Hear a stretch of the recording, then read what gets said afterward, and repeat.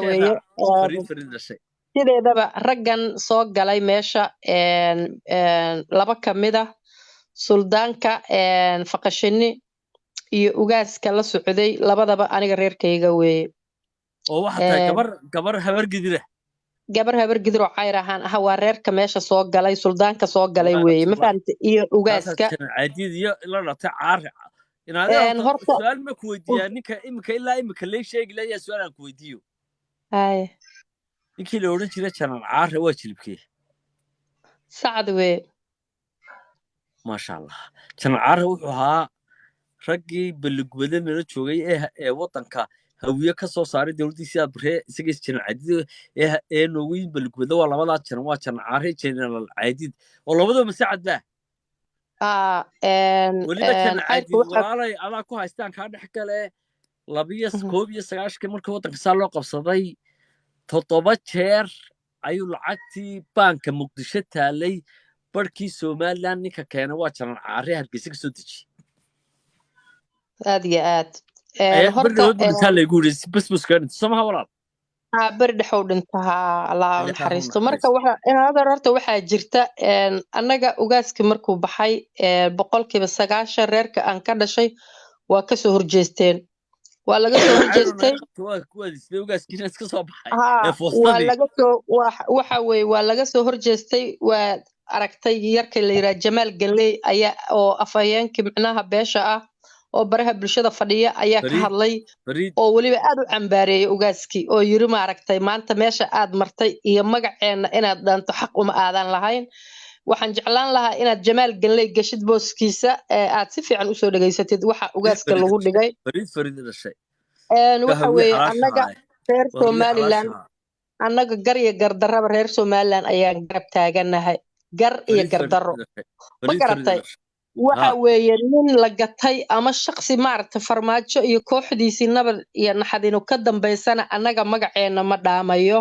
diyaarna uma nihin midda kale dhulbahanta annaga asxaan nagalama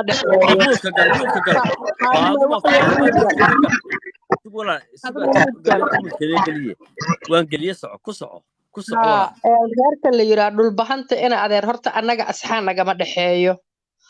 daaroodoo dhan asxaan nagama dhexeeyo qaasatan reerka dhulbahanta ah waxaa jira godobo badan oo waliba duraanay waxaan ku sheegaa imika waliba maalin waxaan ku dhahay balse cadow cid keena aanu ninkii aarsaday gacanta idinku soo gelinay dumarka sacad ninkii laayay waanu idin gacantaan idin soo gelinay aarsade waa ninkii gaalkacyo ka dagaalay horta in adeer mid baa jirta dhulbahanta 4 jeer buu godob naga gala annaga dadka waxa weeye dadku waa labo waa qaar maaragtay waa runtaa waa raggii la gaalkacyo soo gurmaday ku dagaalamay 3 jeer gaalkacyo ka soo dagaalameen gaalkacyo weerar ku soo qaadeen magaca daarooday ku soo galayeen jufa yar oo habar gidiroo sacadahay la dagaalamayeen ma garatay waxaa soo haray xilligii afweyne waxay galeen xilligii afweyne markii laga bixinayo muqdishona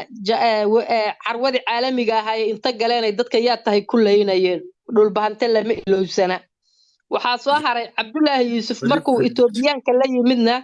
oo etoobiyaanka oo muqdisho la yimidna dhulbahanta dadka ku leynaya qabiil ahaan ku leynayay ahaayeen dhulbahanta horta annaga feebar aan maanta reer Somaliland kaga xigsano hadday jannada inta galaan mar labaad xataa soo daayaan abaalkaas nagama dhexeeyo abaalkaas dhulbahanta nagama dhexeeyo daaroodoo dhananba abaal naga dhexeyn laakiin qaasatan dhulbahanta horta annagu waxaan u haynaa inta ay galeen ayaguna way is og yihiin hadda bari dhaweeto ugu dambeysay mayd maxaa u dambeeyaa la yiri kan la sii sido hadda bari dhaweeto waxay dhaheen qoryaha suugaga ah ee waxa haysta habar gidirta suugaga qoryahooda ayaga haysta intoo yimaadeen waxay dhaheen qoryaha suugaga naga gada 2 milyan lacag ay inta keenay